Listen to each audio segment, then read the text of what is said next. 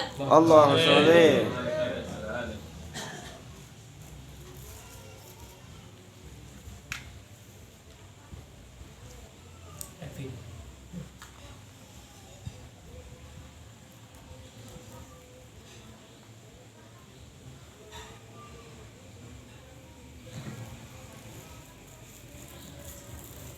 Bismillahirrahmanirrahim. Alhamdulillahi rabbil alamin. Wa bihi nasta'in ala umuri dunya waddin.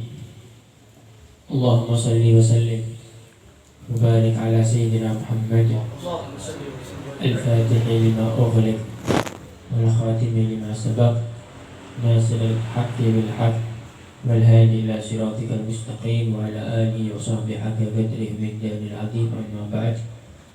Hadirin muhtaram, para habaib, para alim ulama yang saya hormati, Al-Habib Muhammad Mula Khailah, Al-Habib Fahmi As-Sagaf, Wal-Habib Umar Al-Haddad, Wal-Habib Jami' Al-Habib, semua habaib, Al-Hadirin rahimahullah. InsyaAllah pengajian ini dibacakan kitab wasiat yang ditulis oleh Al-Habib Ahmad bin Abdurrahman bin Ali bin Umar bin Sagaf As-Sagaf. Wasiat ini ditulis oleh Al-Habib Ahmad untuk saya punya kakek, yaitu Al-Jad Abdul Qadir bin Husain As-Sagaf. Jadi saya punya kakek belajar sama Al-Habib Ahmad bin Abdurrahman As-Sagaf, dan akhirnya dituliskan wasiat untuk Habib Ahmad bin Abdurrahman. Dan ini bekal untuk kita biar menjadi orang yang sukses dunia sampai akhirat. Yang bisa diambil pelajaran di sini, kalau ketemu sama ulama, sama kiai, yang pertama diambil itu nasihat. Yang pertama diminta adalah nasihat pimpinannya, bukan foto. Yang pertama adalah nasihat, baru yang kedua ijazah, baru setelahnya yang lain. Jadi nasihat dulu, baru minta ijazah, baru minta foto. Nah, Al-Habib Ahmad bin Abdurrahman As-Sagaf. Sebelum saya baca wasiatnya, saya sedikit memberikan manaqib tentang Habib Ahmad. Habib Ahmad bin Abdurrahman As-Sagaf itu lahir ada di bulan Sya'ban. Beliau lahir ada di bulan Sya'ban. Ketika beliau lahir, ayahnya ada di Mekah, tidak ada di Hadramut. Beliau lahir di Hadramut, ayahnya di negeri lain ada di Mekah. Ketika lahirnya anaknya, sebelum lahir, ketika istrinya hamil, Habib Ahmad ini tidak tahu, Habib Abdurrahman ayahnya ini tidak tahu kalau istrinya hamil. Ketika di Mekah ditemui sama satu orang yang tidak dikenal, ditanya, "Ya Abdurrahman, anak kamu Ahmad apa kabar?" Katanya Habib Abdurrahman, "Saya tidak punya anak namanya Ahmad. Saya punya anak namanya Ja'far." Katanya orang ini, "Dia punya istri sekarang ada di Hadramut hamil, dan nanti lahir anaknya lagi namanya Ahmad, dan nanti dia akan mewarisi maqam Ahmad Syihabuddin, maqamnya Al-Imam Ahmad Syihabuddin bin Abdurrahman, yaitu keluarga bangsa bin Syihab." Akhirnya dikontak yang ada di Hadramut, ditanya istrinya, ternyata benar istrinya lagi hamil. Katanya Habib Abdurrahman, "Nanti itu yang lahir insya Allah laki, dan kalau laki kasih nama Ahmad, karena saya dikabari sama orang yang tidak dikenal ada di Mekah." Artinya dikasih kabar sama salah satu wali atau Nabi Allah Khidir ada di sana, Habib Ahmad bin Abdurrahman. Habib Ahmad Syihabuddin itu wali besar ya. Beliau ngomong, "Ma tafarraq fi ajdadi wa qafina muwaffa." Makom yang terpisah-pisah dari sebelummu, dari kakek-kakekku, itu semua terkumpul dalam diri saya. Itu namanya Ahmad Syihabuddin. Habib Ahmad bin Abdurrahman ini bilang dia akan mendapatkan apa yang didapatkan oleh Ahmad Syihabuddin. Nah, Al-Habib Ahmad ini belajar ilmu sama ulama, sama aulia ada di Hadramut. Guru terbesarnya adalah ayahnya sendiri, Al-Habib Abdurrahman As-Sakaf. Dan guru beliau terbesar adalah Sahibul Maulid Al-Habib Ali bin Muhammad bin Husain Al-Habsyi. Beliau Al-Habib Ali Al-Habsyi ini Syekhu Fathi, guru futuhnya Al-Habib Ahmad bin Abdurrahman. Beliau juga berguru kepada Al-Habib Ahmad bin Hasan Al-Attas. Diceritakan Al-Habib Ali bin Muhammad Al-Habsyi, beliau pernah ngomong, kata Habib Ali, saya punya guru Al-Habib Abu Bakar bin Abdullah Al-Attas. Guru saya Abu Bakar bin Abdullah Al-Attas, beliau pernah ngomong, saya bangga ketika saya punya murid Ali bin Muhammad Al-Habsyi. Ketika Ali bin Muhammad Al-Habsyi dinisbatkan kepada saya, disandarkan kepada saya menjadi orang yang sangat bangga. Karena apa? Ali bersandar kepada Abu Bakar bin Abdullah Al-Attas. Kenapa Habib Abu Bakar bin Abdullah Al-Attas ngomong kayak gitu?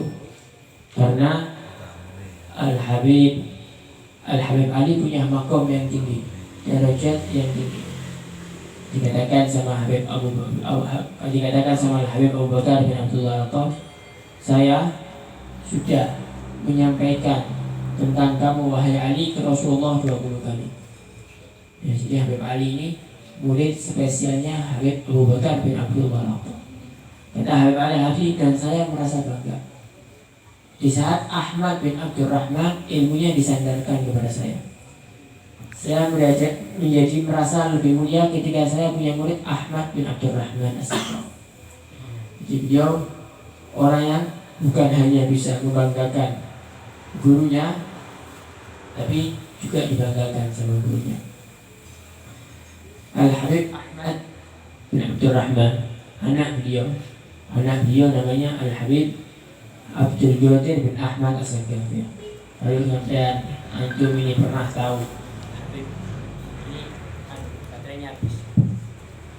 Kalau antum pernah tahu Al-Habib siapa namanya? Habib Abdul Qadir bin Ahmad, ini ayahnya namanya Habib Ahmad. Ayahnya namanya Al-Habib Ahmad bin Abdurrahman As-Sakaf. Al-Habib Abdul Qadir bin Ahmad, dia pernah ngomong, di zaman ayahku saya tidak pernah butuh sama yang namanya guru selain ayahku.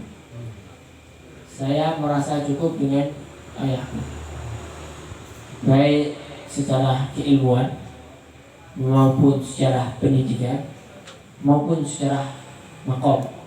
Karena ayahku sampai kepada makom yang tidak ada di atasnya kecuali makomnya Nabi Muhammad Sallallahu Alaihi Wasallam. Bahkan Al-Habib Ahmad bin Abdurrahman, dia diceritakan, dia pernah ngomong, kalau anda kepingin tahu Al-Habib Abdurrahman As-Sakaf yang tadi diceritakan, yang dikatakan tanah kuburannya atau debu yang pernah diinjak sama Al-Habib Abdurrahman itu lebih afdal daripada Abu Yazid Al-Bustami. Kalau engkau kepingin tahu Abdurrahman As-Sakaf, anak adalah Abdurrahman, saya Abdurrahman As-Sakaf.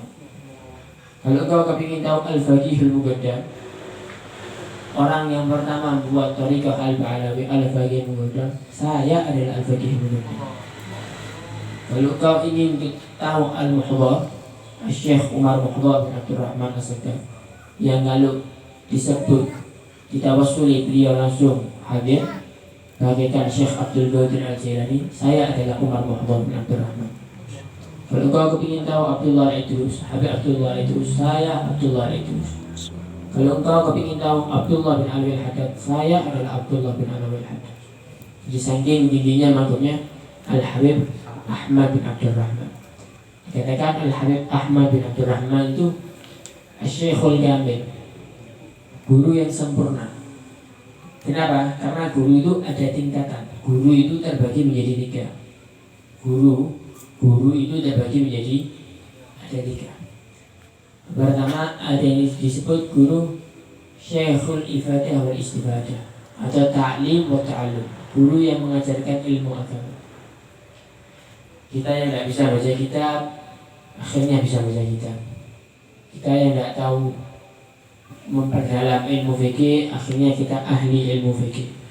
Kita yang aslinya tidak tahu ilmu lughah, kemudian kita menjadi orang yang ahli ilmu lughah. Itu namanya syekhul ifadah wal istifadah. Itu tingkatan guru yang pertama. Tingkatan guru pertama. Al-Habib Ahmad bin Abdurrahman As-Sakaf. Dari segi keilmuan, beliau dikatakan Al-Habib Al-Habsyi, beliau berngomong afqah man fi Hadramut Ahmad bin Abdurrahman As-Sakaf. Orang yang paling pintar ilmu fikih, orang yang paling alim ilmu fikih ada di Hadramut, yaitu Ahmad bin Abdurrahman As-Sakaf. Saking alimnya, dikatakan Habib Ahmad itu Allah Ta'ala kasih kecerdasan yang lebih. Dia ini hafal Al-Quran tapi tidak pernah menghafalkan Al-Quran. Kok bisa? Karena beliau ngaji Al-Quran, sering ngaji Al-Quran sampai hafal Al-Quran. Kalau kita ini ngaji setiap hari hatam, belum tentu kita bisa hafal. Tapi karena kecerdasan yang lebih yang ada di Habib Ahmad bin Abdurrahman, menjadikan Habib Ahmad bin Abdurrahman ini awalnya tidak niat menghafalkan Al-Quran, akhirnya karena cerdasnya Habib Ahmad hafal yang namanya Al-Quran. Beliau juga ya kan hafal Matan Bukhari. Kitab Matan Bukhari itu kitab hadis sekitar 4 jilid. Nyaris Habib Ahmad bin Abdurrahman ini hafal kitab Bukhari. Jika lu ditanya segi ilmu, Habib Ahmad ini nomor 1 ada di Hadramut. Kalau mau ta'lim, Ahmad bin Abdurrahman nomor 1. Syekhut ta'lim wa ta'allum. Kemudian yang kedua Syekhut tarbiyah, Syekh murabbi.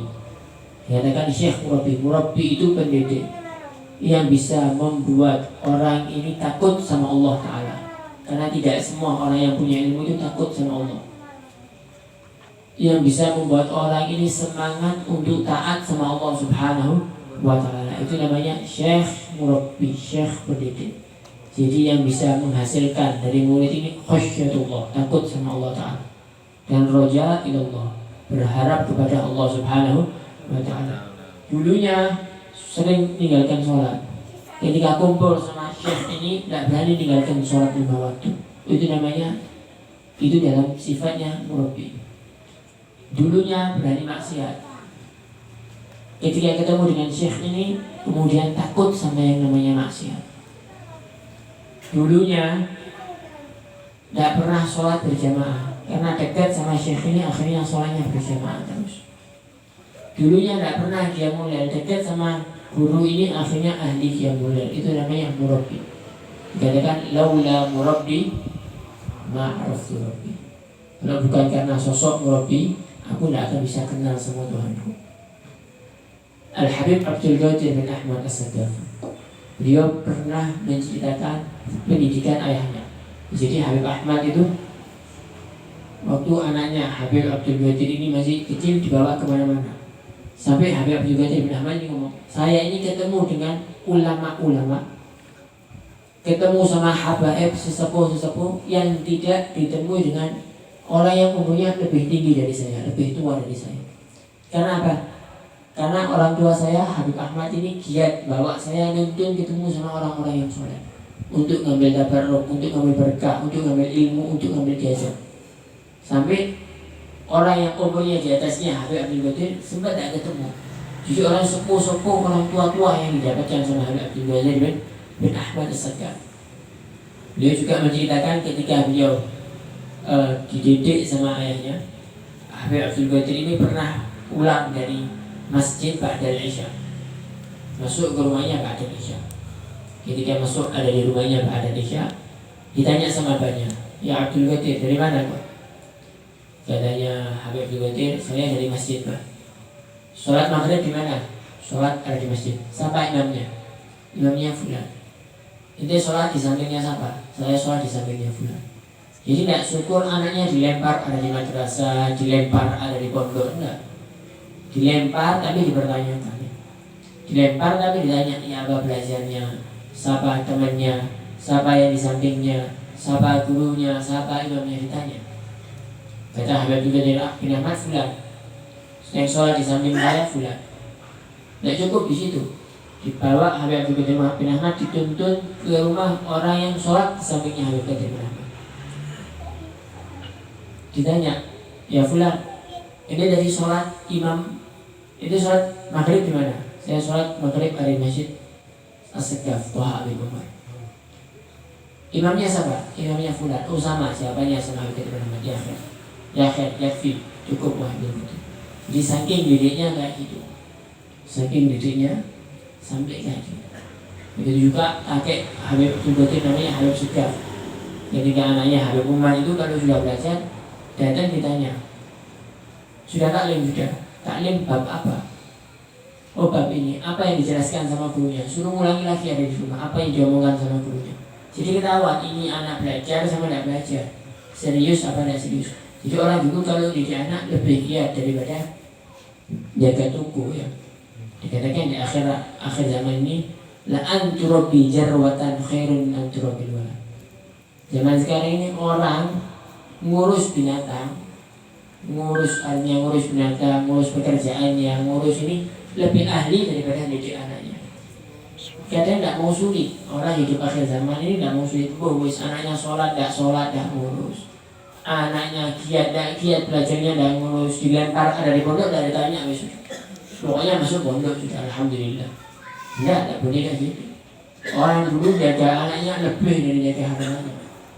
Karena apa? Anak ini yang bisa nuntun orang tua ke surga. Anak ini bisa ngeret orang tua ke nerakanya Allah Subhanahu wa ta'ala. Jadi dibenarkan orang dulu dibenarkan. Habib Ahmad bin Abdul Rahman, beliau orang yang ahli. Beliau ahli tarbiyah, ahli pendidik. Dia juga wakana Syekh Fathi, guru yang paling tinggi itu Syekh Kutub, guru yang menyampaikan muridnya kepada Allah Subhanahu wa ta'ala. Jadi Habib Abdul Qadir bin Ahmad itu guru besarnya ayahnya Al-Habib Ahmad. Habib Ahmad guru besarnya adalah Al-Habib Abdul Rahman, ayahnya sendiri. Al-Habib Abdul Rahman guru besarnya adalah Al-Habib Ali, ayahnya sendiri. Habib Ali guru besarnya sama Habib Umar, ayahnya sendiri.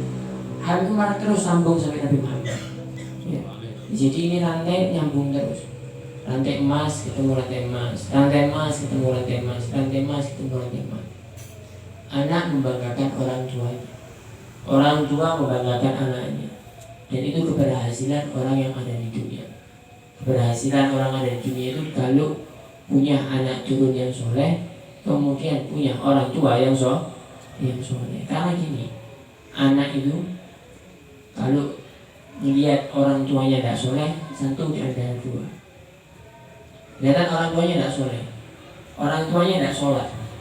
Ketika Ramadan orang tuanya tidak puasa. Satu di antara dua. Kalau anaknya jadi anak yang soleh, maka anak ini akan malu sama orang tuanya. Dia akan merasa malu melihat orang tuanya tidak puasa. Dia akan merasa malu melihat orang tuanya tidak sholat. Atau anaknya tidak soleh, maka ya ini anak mafil aba fil abna. Anak sesuai ikut aturan kehidupan orang tuanya. Nah karena itu jadilah orang tua yang bisa dibanggakan, jadilah anak yang bisa membanggakan. Berhasil hidup ada di dunia kedua, berhasil hidup ada di dunia kedua. Al-Habib Ahmad bin Abdul Rahman As-Sakaf, beliau yang nulis wasiatnya. Nanti insya Allah ke depan dibaca wasiat beliau. Beliau punya anak 3. Anaknya beliau ada berapa? Ada 3. Anak beliau yang pertama namanya Muhammad. Anak beliau yang pertama namanya Muhammad. Dikatakan anaknya beliau yang namanya Muhammad ini ahli ibadah. Ahli ibadah, jadi sering beribadah sama Allah. Dikatakan beliau anaknya Muhammad ini termasuk wali min auliyaillah. Jadi anaknya wali. Habib Ahmad itu bukan orang kaya, tidak kaya, tidak punya mobil jejer-jejer itu, tidak. Orang biasa, tapi punya anak wali. Habib Ahmad itu anaknya wali. Lebih baik jadi orang miskin punya anak wali daripada orang kaya punya anak bejat ya. Punya anak bejat. Na'udzubillah min dzalik. Habib Ahmad itu tidak kaya, bisa masuk kategori orang yang miskin, sederhana. Tapi beliau punya anak pertama namanya Muhammad. Anak kedua namanya Abdul Qadir. yang ngasih nama Habib Ali Al-Habsyi. Ketika dikasih nama Habib Ali Al-Habsyi, namanya Abdul Qadir tidak lama meninggal. Namanya anak yang kedua ini, Abdul Qadir ini meninggal. Akhirnya hamil lagi istrinya. Hamil lagi istrinya dan lahir anak laki. Ketika lahir anak laki, istrinya tanya, ini mau dikasih nama siapa? Katanya Habib Ahmad, tanya dulu sama guru saya Habib Ali Al-Habsyi. Tanya lagi sama Habib Ali Al-Habsyi. Dijawab sama Habib Ali Al-Habsyi, kasih nama Abdul Qadir. Ya, anak kedua dikasih nama Habib Ali, namanya Abdul Qadir, meninggal. Anak ketiga lahir mau dikasih nama Abdul Qadir lagi sama Habib Al-Habsyi. Takut istrinya, namanya ibu ya. Dia ngomong sama suaminya, ini kok namanya Abdul Qadir lagi? Bukankah kita ini punya anak kedua namanya Abdul Qadir mati? Kasih nama Abdul Qadir mati. Jadi bilang sama Habib Ahmad, hatta saya punya anak berapa kali, kalau Habib Ali ngomong namanya Abdul Qadir, tetap tak kasih nama Abdul Qadir. Ya, ini al-madad ala Qadir Masyhad. Dia punya husnul yang besar kepada Habib Ali Al-Habsyi. Kalau kamu masih mau bertanya, tanya sama Habib Ali, jangan tanya sama saya. Akhirnya istrinya Habib Ahmad datang sama Habib Ali, ngomong, Habib, saya bukan tidak mau dikasih nama Abdul Qadir, tapi saya ini punya trauma. Trauma saya kemarin sebelum saya punya anak yang ketiga ini, anak kedua saya, antum kasih nama Abdul Qadir dan akhirnya meninggal. Nah sekarang anak ketiga saya ini lahir, antum kasih nama Abdul Qadir, saya takut seperti anak saya yang kedua. Katanya Habib Ali, jangan takut, karena anakmu Abdul Qadir yang ketiga ini akan mendapatkan makom yang tinggi di mata Allah Subhanahu wa Ta'ala. Akhirnya Habib siapa namanya? Habib Abdul Qadir Ahmad jadi seperti yang diceritakan sama orang-orang. Kan? Habib Abdul Qadir Ahmad ini baru meninggalnya mungkin sekitar di bawah 15 tahun. Meninggalnya beliau di bawah 15 tahun baru meninggalnya. Dan beliau termasuk Syekhu Syuyukhil Arifin. Beliau guru dari guru-gurunya para al-arifin billah ada di zamannya. Jadi kalau antum tahu Habib Umar bin Muhammad bin Salim bin Hafid, itu sanad ilmunya kembali kepada Al-Habib Abdul Qadir. Kalau antum mau baca sanad Al-Habib Salim Asy-Syatiri, itu kembalinya ke Al-Habib Abdul Qadir. Kalau antum baca sanadnya Al-Habib Abu Bakar Al-Mashhur, kembalinya kepada Al-Habib Abdul Qadir. Walhasil ulama yang ada di dunia ini, baik dari habaib atau yang bukan habaib, dia ngambil sanad dari Al-Habib Abdul Qadir. Kenapa? Karena Habib Abdul Qadir di zamannya menjadi Khalifatullah fil ardh. Beliau menjadi imam para aulia yang ada di zamannya. Beliau menjadi imam orang yang ada di zamannya. Itu Al-Habib Abdul Qadir. Bahkan saya punya ayah, yaitu Al-Ustaz Taufik, dikatakan beliau bisa jadi apa yang dilihat sama orang itu karena pandangan yang pernah dipandang sama Habib Abdul Qadir bin Ahmad. Karena dia bilang Nadratul Aulia, pandangannya aulia itu bukan main, bisa merubah orang.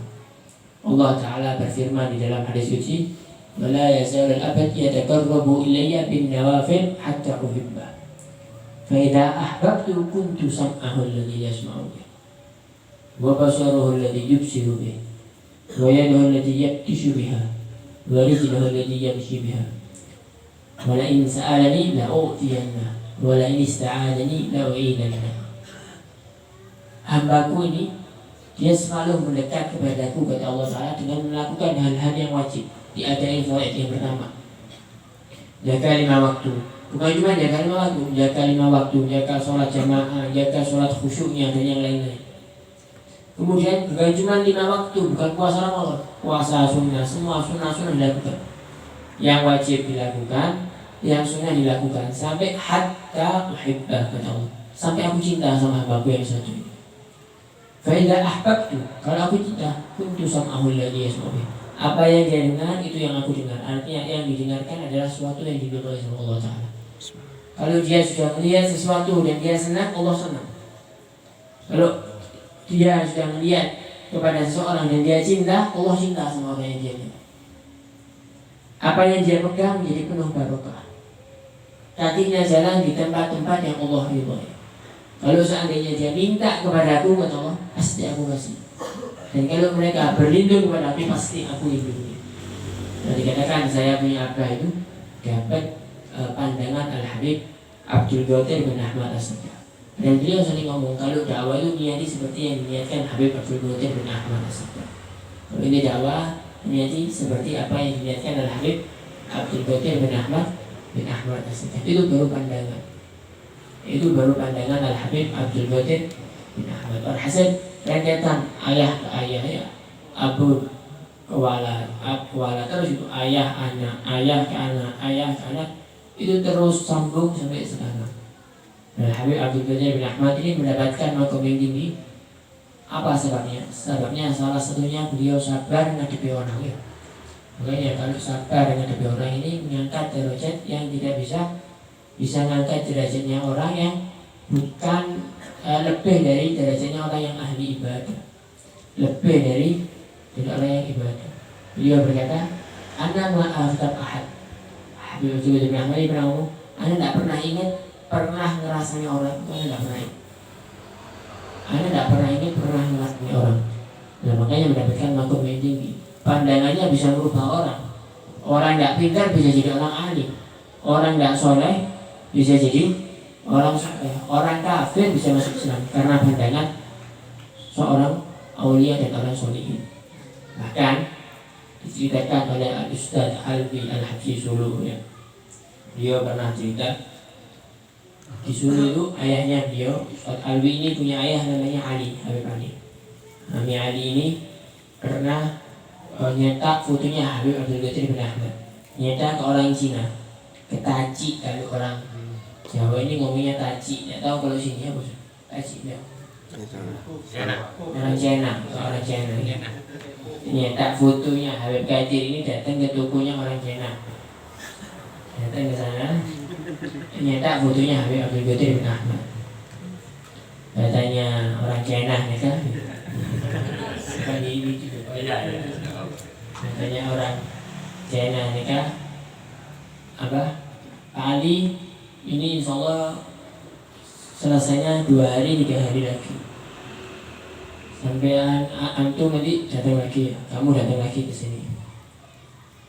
Habib Ali pulang sampai hari yang ditentukan datang untuk ngambil foto ini. Ketika datang sama orang Cina nikah, disuruh masuk ke rumahnya. Pak Ali masuk dulu.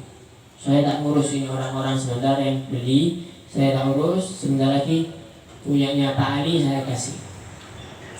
Akhirnya Pak Ali ini masuk. Heran ya. Habib Ali ini heran, kenapa saya kok disuruh masuk sama orang Cina? Ada apa ya? Tidak lama setelah orang ini ngurus, orang Cina ini masuk, dia buka fotonya Habib Qadir bin Ahmad yang dia cetak, agak besar gitu. Dia ngomong, "Pak Ali, ini fotonya Nabi Muhammad." Pak Ali. Katanya Habib Ali, "Oh bukan, ini bukan, ini Habib Abdul Qadir bin Ahmad, cucunya Nabi Muhammad. Ini cucunya Nabi Muhammad." Katanya orang Cina ini, "Saya lihat wajahnya orang ini kok adem hatinya. Saya ini sumpah kok lihat wajahnya, fotonya orang ini kok enak. Ini baru lihat foto Pak Ali, kalau lihat langsung ya apa Pak?" Katanya Habib Ali, "Kalau kamu melihat foto cucunya Nabi Muhammad bisa adem hatinya, apalagi melihat Nabi Muhammad." Nangis orang ini, akhirnya minta masuk Islam. Barokah fotonya Habib Abdul Qadir bin Ahmad. Fotonya bisa menjadikan orang masuk Islam ya. Saya bagi imam orang maksiat tidak tobat-tobat misalnya. Karena apa hubungannya sama Allah lain ya. Dia punya hubungan jauh lebih baik kepada Allah Subhanahu wa ta'ala. Berhasil ini cerita Habib Ahmad, ini cerita Habib juga. Berhasil kalau cerita orang soleh ini enak ya. Saya kalau disuruh cerita nanti tidak mari-mari. Sedangkan ini tidak makan-makan ya juga. Kalau diceritakan berhasil gini, orang yang paling enak ada di dunia ini orang yang dekat sama Allah. Orang yang paling enak hidup ada di dunia itu orang yang hubungannya sama Allah baik, hubungannya sama Nabi Muhammad itu baik. Apapun keadaannya, apapun keadaan orang yang dekat sama Allah Ta'ala, dekat sama Nabi Muhammad pasti bahagia. Anak kecil itu kalau di samping ayahnya pasti merasa aman, apapun keadaannya. Sakit di sampingnya ada ayahnya, tenang. Sakit di sampingnya ada ibunya, tenang. Kalau ada hal-hal yang menakutkan, anak ini ada di sampingnya orang tua, dia akan tenang, dia akan pegangan sama orang tua. Dan orang tuanya pasti akan pegang dan rangkul. Orang kalau dekat sama Allah Ta'ala itu merasa tenang, apapun keadaannya. Mau dia dalam keadaan nikmat, dia menjadi orang yang kaya, ataupun dia menjadi orang yang miskin, dia menjadi orang yang dimuliakan sama orang, ataupun direndahkan sama orang. Dia menjadi orang yang sehat, maupun menjadi orang yang sakit, pasti bahagia hidupnya. Nah, kalau kita ingin menjadi orang yang bahagia, satu, dekat sama Allah Ta'ala, dekat sama Nabi Muhammad SAW, pasti bahagia hidupnya. Tidak pernah sumpah. Kata Habib Al-Habsyi, Kaif yakhtur ala qalbi kadar wal hazan wa namai khair khalqillah Jaddil Hasan. Bagaimana saya hidup bisa sumpah, bisa sedih, bisa keruh. Setiap saat saya merasa ada hadirnya Nabi Muhammad SAW. Nah, karena itu jangan cari kebahagiaan dari selain Allah SWT. Hidup di dunia ini kesenangannya semu, tahu semua. Semu itu bohongan. Semu ini bohongan. Tak kasih contoh. Orang main monopoli, tahu monopoli? Permainan monopoli itu permainan monopoli. Orang kalau main monopoli itu beli hotel, beli pesawat, beli bandara, beli ini, beli itu, bangga ya waktu main. Buyar permainan, buyar ceritanya sudah, bola, habis. Tidak ada yang dibahas. Tukunya tambah besar, pabriknya tambah besar, rumahnya tambah besar, tambah mewah. Orang lihat ini semakin takjub, mati pek, entek. Meninggal selesai. La rumah, wala mobil, wala tubuh. Satu, kita sama Allah Ta'ala, selesai. Inna lillahi wa inna ilaihi raji'un. Dicintai sama orang, dihormati sama orang, dihormati ditaruh di bawah tanahnya ditaruh di atasnya, diinjek-injek, selesai. Itu hidup di dunia, kesenangannya semu, bohong. Hakikat kesenangan itu kalau kita menjadi hambanya Allah Subhanahu wa Ta'ala yang dekat sama Allah. Dan jangan digambarkan dekat sama Allah itu susah, enggak. Allah itu lebih sayang dari ayah dan ibu kita.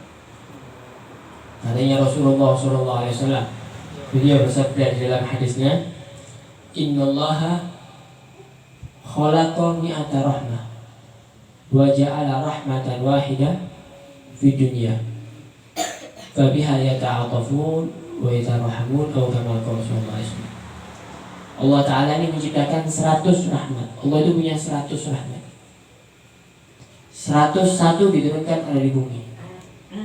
Dengan satu rahmat yang Allah turunkan ada di bumi, ayah cinta sama anak, anak cinta sama ayah, suami cinta sama istri, istri cinta sama suami. Dan itu ke semua makhluk, manusia, jin, binatang, dari awal penciptaan sampai akhir.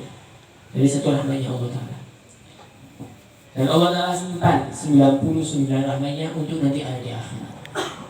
Jadi kita ini mendapatkan rasa kasih sayang orang tua itu cuma berapa persen dari rahmat Allah Ta'ala. Berapa persen dari satu rahmat Allah Subhanahu wa Ta'ala yang dibagikan kepada kita. Sedikit. Allah Ta'ala simpan 99. Makanya kalau ada orang mati dibilang apa? Pulang ke rahmat Allah. Orang mati ini mana? Orang Islam. Oh sholat. Oh ini pulang ke mana? Nah ini kuburan. Mana? Ke rahmat Allah Ta'ala. Kembali kepada rahmatnya Allah Subhanahu wa Ta'ala. Juga kita dekat sama Allah Ta'ala. Dan tidak susah dekat sama Allah Ta'ala. Yang penting pertama jaga yang wajib. Allah Ta'ala itu surga itu dekat di depan. Jangan digambarkan surga itu jauh, tidak. Di depan, surga ini di depan.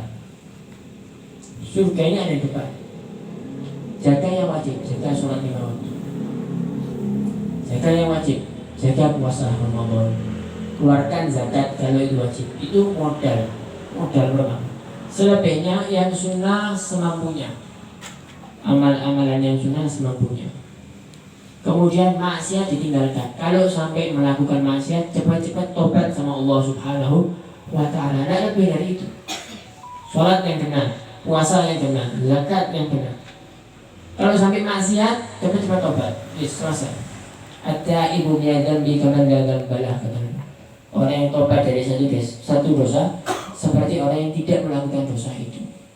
Ya, at-taibu habibullah. Orang yang selalu tobat kepada Allah itu adalah kekasihnya Allah Subhanahu wa Ta'ala. Kalau kita salah sama orang, satu kali minta maaf dimaafi, dua kali dimaafi, tiga kali dikamplang ya, dipukul ya.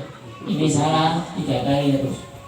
Tapi kalau kita salah sama Allah 1000 kali, tetap insya Allah sama Allah Subhanahu wa Ta'ala diampuni.